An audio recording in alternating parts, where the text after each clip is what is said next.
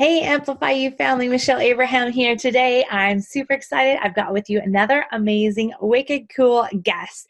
I've got Business Babes Collective CEO, founder, Danielle Wiebe with me today. So, hey, Danielle, how are you doing? Hi, I'm great. How are you? Awesome. So Danielle is this like mastermind behind the humongous Business Babes Collective, which is a gathering of like-minded women from all over the place. Right now, they've got 5 locations: Vancouver, Victoria, San Diego, Seattle, and Toronto, which is amazing. We're going to dive into what Danielle is a master at, is building community and collaboration. So that's super important when we're launching our podcast and getting a following in podcasting. So we're going to dive into Danielle's brains and find out how she's done this and how she's kind of kept a community growing to the level it's at, and then how she even get started doing this. So welcome, Danielle. Thanks for being with us today. Yeah, thank you. Thanks so much for having me. You're welcome. So let's just start at the beginning. What were you doing before Business Babes Collective, and what made you go hey, this sounds like something I really want to build? Yeah, no, great question. So I grew up in a very entrepreneurial family. So my grandpa, started a business back when he came to Canada, and my mom started a business. We've just had my sister started a business too. And so when I was younger, I always thought that I would have my own business or be an entrepreneur, but I didn't exactly know what that was going to look like. So out of university, I studied marketing and business, and I tried a lot of different things. I worked for a bunch of different companies. I tried to start my own businesses. I ended up starting my own social media and marketing business when I was still going to school. And that lasted for about a year. And I really loved that. That gave me a lot of experience, a lot of learning curves. And so during that whole time, I also partnered with a health and wellness company. I was working for my mom's business. And so all during this time, I was also looking for a community where I could go get support, learn about how to grow. And I didn't really find what I was looking for. I think I was looking for networking events that could bring me together with other like-minded women. And I always felt like when I went to those type of events, I always felt like the odd one out, and I felt like almost I didn't belong there. And so for me, I wanted to create a community where we could create that safe place for people that are either further along in their business or people that are just starting out, and a place where they can ask questions and they didn't have to kind of put on a front of pretending to have it all together. So that basically was the idea behind how we started and how we launched. And yeah, it's been now 5 years of doing this. And of course, it's grown and evolved from what it was when we started. But that's the basic kind of behind the scenes of what it looked like before. That's awesome. I love it. So I love that you had the idea. This is what you wanted to do. You found a community, and you started a community that was one that you would have wanted to be involved in when you were just first starting. I think that's so important. I think that's how I've done a lot of things in my life too. Is I create what I wish I had a few years before. And it's exactly like the podcasting thing too, right? Let me help people get started on the podcast, because I struggled so much starting one. So I just love that. So it's such a good idea, because you are then in I think you're right, some of the the businessy type after 5 kind of cocktails and things are a little intimidating for someone just starting business. It's not really the most welcoming or environment to ask questions for a newbie. And so I really love that. So how did you get your first ball rolling? I think this is the hardest part. You feel like you're pushing a snowball up a hill or a huge mountain for many many months. And so how did that snowball just start getting going? Yeah, so originally, when I actually started hosting events, I didn't really think that I would start a business out of doing it. I just more saw it as an opportunity to connect with other women and to kind of create that community that I was craving. And I was doing a lot of different things at once. And so I never really thought that this was actually would become my full-time business, which it is now. Mm-hmm. And so when we started, it was just hosting these little pop-up events, workshops, basically getting people together to network And I would also reach out to people within the community that had built businesses, and I would reach out to them and I'd say, hey, we're hosting this event. Would you want to be on a panel? And would you want to talk about your experience on how you started a business, and give that kind of feedback and advice to other people? So I really kind of, from the beginning, brought people along on the journey with me and pitched other people to kind of be a part of the vision of what I wanted to create. And I think that really helped, because I think if you're trying to do everything on your own and you're trying to sort of just create everything from scratch and you're doing it by yourself, it's going to grow slowly. And so I've always kind of been someone who I want other people to be on board. I want to collaborate. I want to connect with other people. So basically bringing other people along for the ride. And yeah, it created that momentum, I think, because I was involving other people. So they were sharing that idea with people in their own networks, and it sort of expanded and grew from there. Yeah, that makes a lot of sense. And like relating it back to the podcasting, like when you're first starting a podcast, like you want to like kind of involve your audience that you may have now, but like start getting some people on board is like, this is the vision, this is the mission. I think that was one of the key things that you said, like getting other people investing into like having the same vision as you, because it's hard to get people on board to a train that you don't know where they're going. And so I think having that vision as the key person involved, I think that was really smart of you to do that. And then sharing that vision with other people, and then reaching out to people that already have community within the community. So for a podcaster sitting at home thinking, oh, that was a good one. That was a really good one. So thanks for that nugget, Danielle. And like thinking about it, like who can you reach out to that's in your immediate audience, or who that you can want to reach out and collaborate with, who already has an audience as well, that they can then get on board with your mission. We have so many shows launching right now that are like the movement. So like we have some girls doing the new truth, and this is like a movement of like loving yourself over like the traditional like dating and relationship kind of situations. And we have another show right now, it's called the Rebels for Joy, and so like they're about bringing joy. And so I think it's really great and really smart to like kind of start it with a vision and a mission. So for Business Babes, you guys wanted to be the community for people to feel welcome and feel comfortable. And then now that you're in so many cities, like how did that evolve? Yeah. So the first time that we even thought about opening up another city was, I actually have a really good friend that lives in San Diego, and I was visiting her and her husband, and my husband and I went out there. We were just hanging out and talking, and she was asking me about my community in Vancouver. Originally, it was just in Vancouver that we were hosting these events. And she was saying, man, this is really cool what you're doing. And I so wish there was something like that here in San Diego. I have been kind of looking for something similar. I haven't really been able to find anything. And so you'd think at that time, I would think, oh, this is a great idea. But I actually didn't think about it then. It was when I flew home and I had some time to think about it. And I thought, oh, well, why couldn't we do something in San Diego? And maybe my friend could be the catalyst for getting that going over there. And so initially it was literally just, hey, why don't we do this together? I can be your coach and I can share with you what we've done here in Vancouver, what's worked for us. Because of course, at that time I had been running the business for 2 years. And so I had learned a lot. I had done a lot of things wrong, and I had made a lot of mistakes. And so I could kind of be her coach and share with her, okay, this is what worked. This is what didn't work. Here's how we have found the best way to create these events and to create this community. So that was the first time we launched into another city. And she became the chapter leader there in San Diego. And then from there, it was basically through those relationships. So every single chapter leader that we have currently has come from a relationship that I've had with them to begin with. And we've built that over time. They've either actually, the three other chapter leaders have come to our events in Vancouver, and they were in Vancouver for a time. And then they moved back to the cities that they're originally from, and then said, hey, I want to create this in my own city, but they were already a part of our community in Vancouver. So they kind of understood how it worked and how we did things. And so then I became their coach as well to sort of help them develop the communities where they were at. That's great.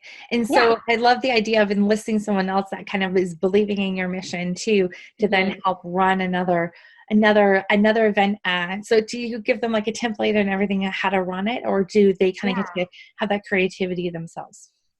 That's a great question. A little bit of both. So we do give them like what's working here, what we've done in the past. Right now, our team in Vancouver, we're really working on providing as much value and as much support to our community leaders as possible. So for example, creating graphics, helping them with like stock imagery for photos for social media, giving them ideas of like what we're testing here and what's working for us. So giving them as much as we can, but also allowing them to be creative as well, because, these women in all of our cities, they're super creative. They have, amazing minds of their own where they can come up with things. And then we just sort of keep that conversation open back and forth. They'll say, hey, I thought of this idea. I don't know what you think of this. Do you think this could maybe work? And usually I'm like, yeah, let's try it. Why not? And then we test it out, see if it works. If it does, awesome. And the great thing about it is that the chapter leaders are also connected to one another. So we can kind of brainstorm on like what's working in each city, how can we kind of help support each other. So that's sort of where we're at right now, is just testing things, seeing what works. And of course we do have kind of a structure of, what we want to provide as a community. So we have pretty high standards on one of the examples is how we want people to feel when they come in. So everyone's welcomed, everyone is, talked to, making sure that they're feeling, comfortable. A lot of people get really nervous before networking events. And so making sure people are feeling welcome and good in the space. And those types of things, we really want to make sure that that's happening in every city. But as far as creative ideas or different speakers or different topics, that's kind of a place where we can be more creative and figure out what each city wants to do. That's great, because then you guys can kind of like, bounce ideas off of each other and grow from there, which is very cool. So what do you think is, for someone who's looking at starting a community, what are some key things of like kind of getting a community to grow that has been really helpful for you? Yeah. So I think one thing, as I said at the beginning, it's getting people on board with your mission. And I guess first step in that would be to have a mission and to have a vision of where you want to go, what you want to do, what you want to create. And I think sometimes it takes some time to really figure out what you want and what kind of value you want to bring to the world, your community, right? So for us, we actually have gone through a lot of really figuring out what are we providing for our community. And so basically we've come up with 3 words that we want to be like the center of everything that we do. So one of those words is education. We want everyone that comes to our events to be getting value and things that they can directly implement into their business and help their business grow. We also want connection, community to be a huge part of that. So connecting people to one another, creating community where they can feel like they're not alone on this journey of entrepreneurship.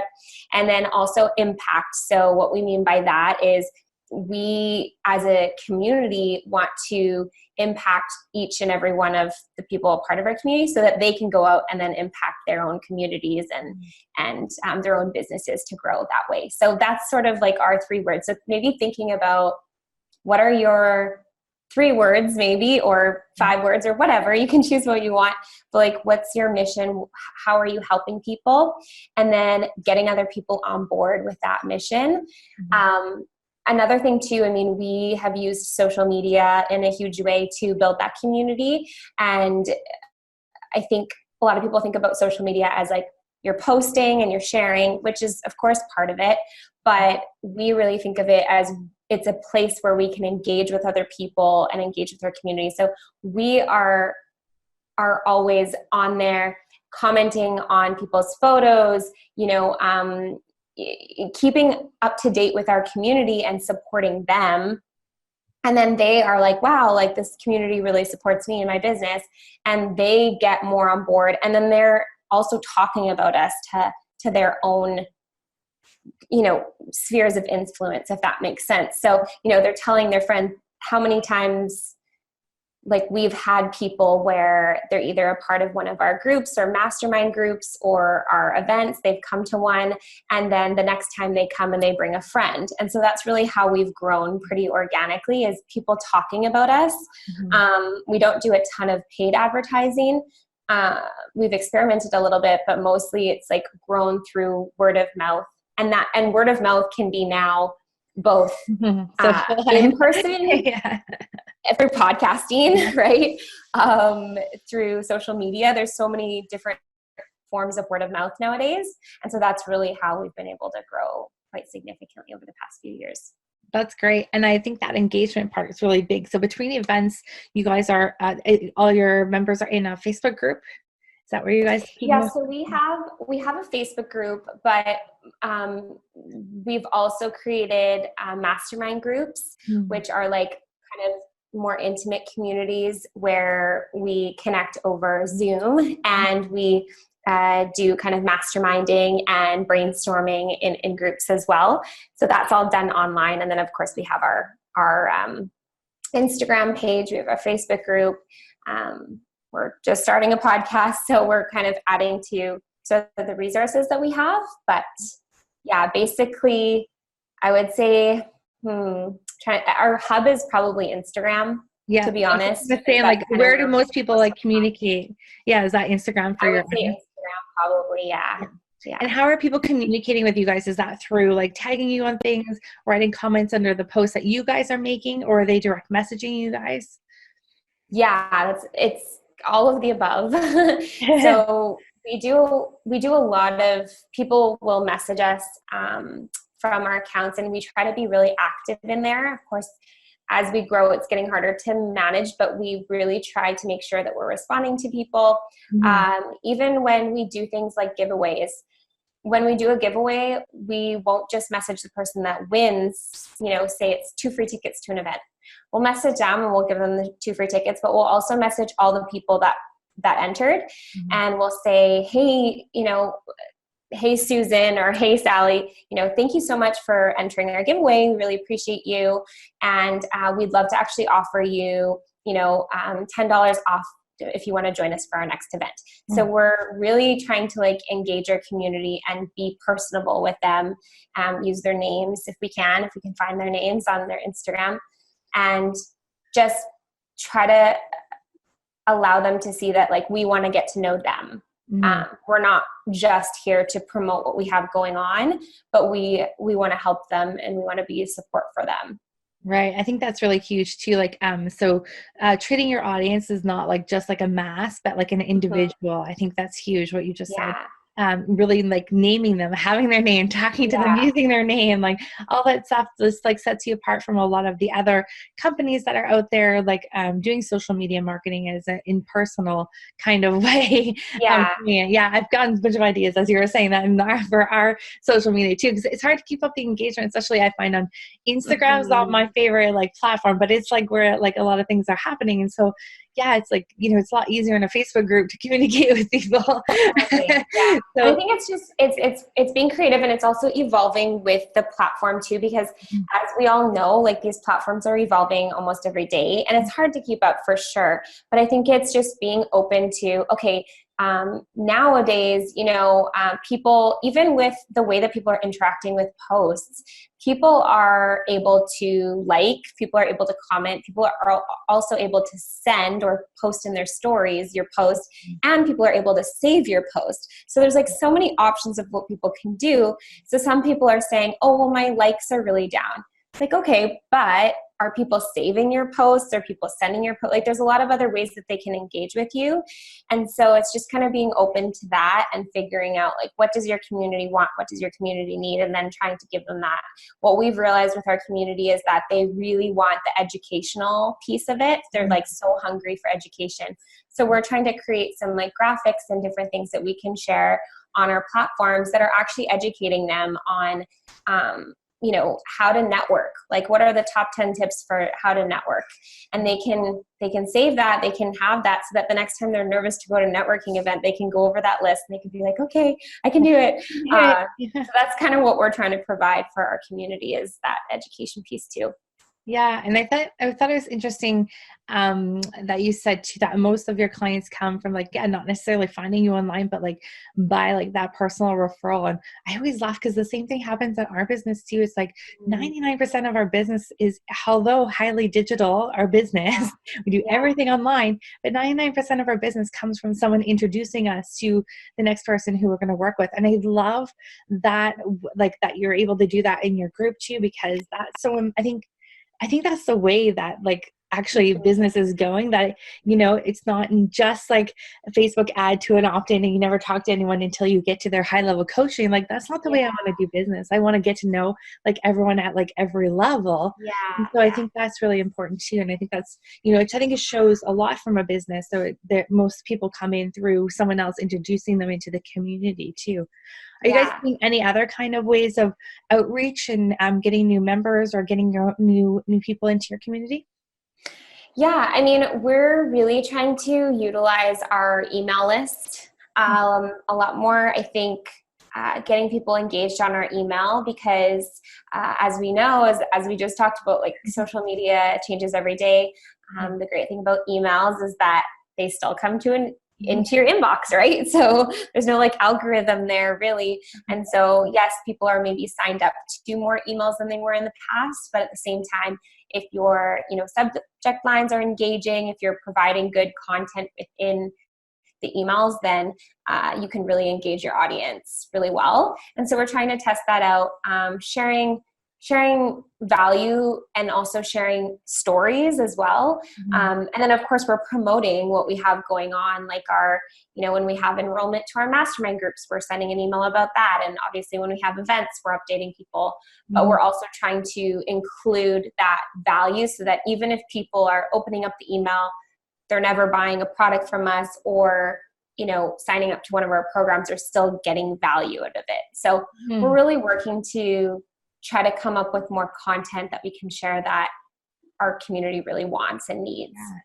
Yeah, I love that because, like you said, the email, you can still provide huge value in email and also still get people to listen to your podcast or, you're conditioning them to open because you're giving such good value so that when you do have something to offer, they're still going to open it because they know they always get value from you. I think that's really important too.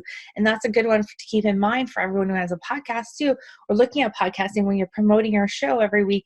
Add some other value to it. And then, when you do have an event or a promotion or something, your audience knows that no matter what, if they open that email or not, if they buy your program or not, they're still getting something really of value out of that. And I think that's really huge. Like super high value driven businesses are the way of the world these days. I think that those are the businesses that are creating the ripple effect and making more impact out there. And so I think that's super awesome. Yeah. So and obviously, I mean, we are in the process of starting our podcast as well. So that will be another avenue. But of course that's, we haven't tested that yet. So it's just super new. But yeah, I think like you said, providing value, whatever form it's in, whether it's podcasting or your emails or your social media, just making sure that your ideal client is attracted to that post and they're getting value out of it. Yeah, I really love that. So what's the big vision for you with Business Babes Collective? Yeah, we really want to become like a hub for people that they can come, they can get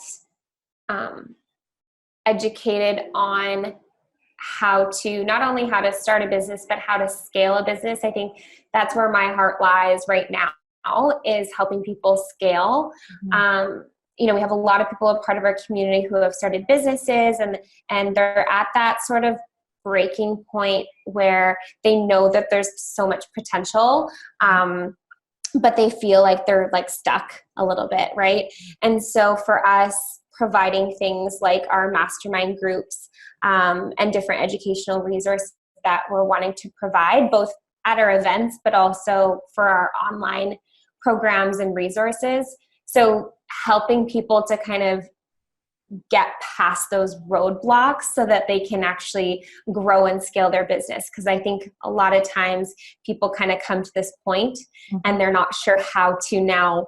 They're like, oh, I'm making money from what I love to do. This is awesome. But then they're sort of coming up with all these roadblocks and saying like, okay, I want to get to the next level, but I have no idea how to do that. And I want to hire a team, but I don't even know how to go about that. So that's really where my heart lies on like, how can we help people grow and scale a sustainable, profitable business that they love?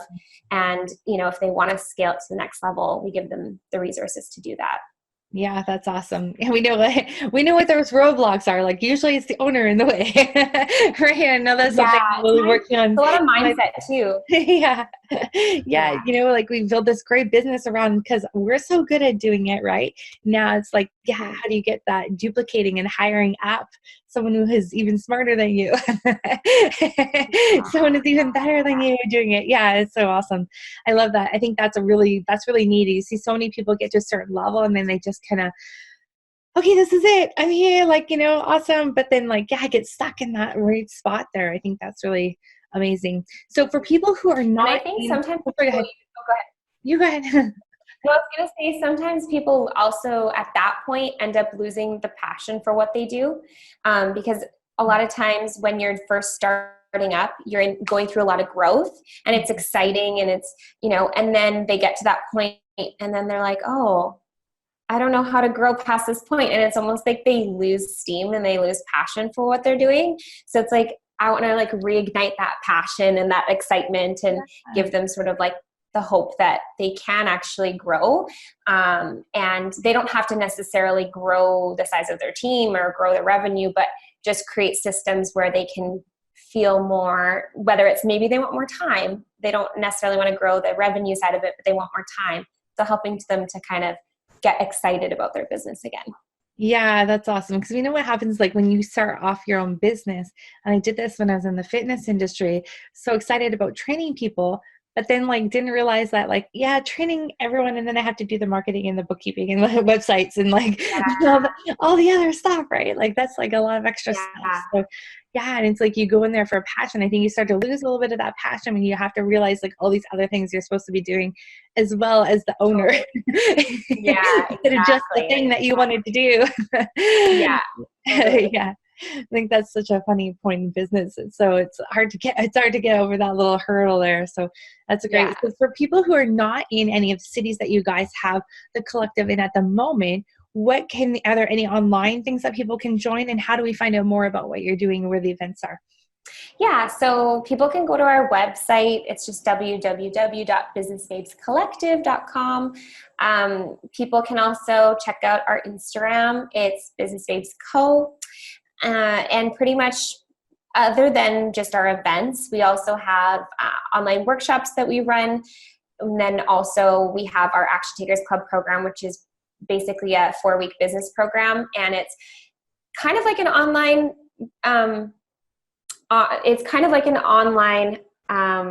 school, but we actually do the sessions live. So they're kind of with other people and they're able to sort of ask questions and things like that. And then our mastermind groups is another kind of resource for people that are sort of further along in their business that are kind of wanting to scale it. That's kind of probably the best option too. Awesome. And for those of us that are in towns that can get to a live event, how often do they happen? Yeah, it depends on the city. A lot of our cities are approximately once a month. Some of them might be every other month or every quarter. So it really depends on the city. In Vancouver, we do them basically monthly. So if they get on our website and they scroll down, we have all our cities listed there and they can get on an email list and they'll be updated whenever there's an event happening in their city. Cool. That sounds awesome. Yeah. So make sure you guys head out to those events or check out the businessbabescollective.com and you can find out more about Danielle's company, where all the cities that they're growing to, which is amazing, and all the awesome stuff they do online. Plus, I would highly recommend checking out their Instagram because it sounds like that's where all the excitement happens. And that was at Business Babes Co. for Instagram? Yes. Okay. Yeah. Yeah. Business Babes Co. Awesome. So Danielle, any last words for people that are out there thinking, okay, I want to start a podcast, but don't have like a huge community right now.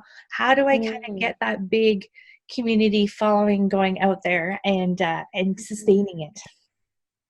Yeah. I mean, I think that to be realistic, you need to grow your community over time and build actual real relationships, because I think that it's one thing to try to build a following on social media, and it's another to actually build a community. So I would focus on the relationships that you're building first, and your social media second.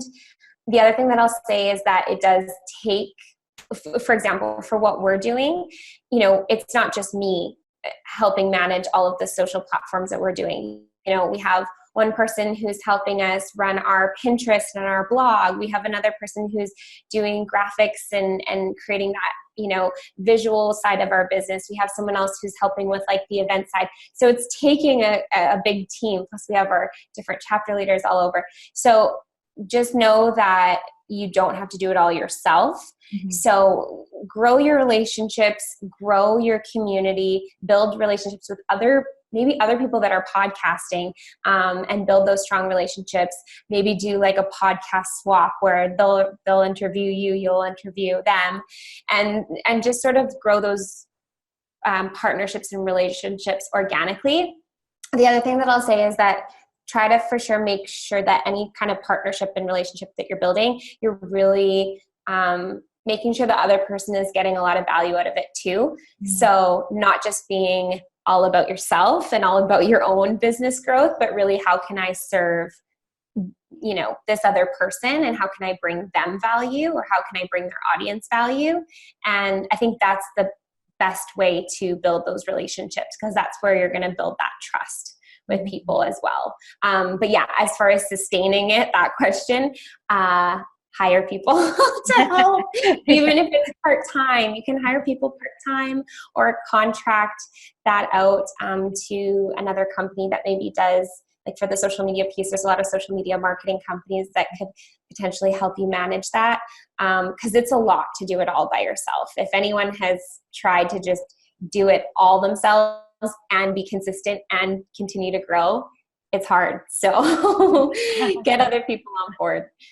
Sounds like you're speaking from experience on that one, Danielle. Yep. Yes, I can relate to. And, it's one of those things too. I think when you have such a really big vision that you're sharing with people too, oftentimes you'll get people to volunteer and want to be a part of it, and just to get the experience and just to be involved too. So don't be afraid of looking for volunteers at first too, right?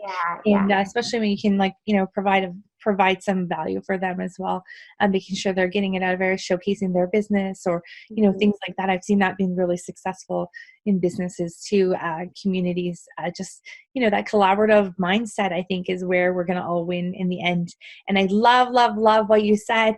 Build your community first and relationships first, and then your following. I hope you guys all heard that.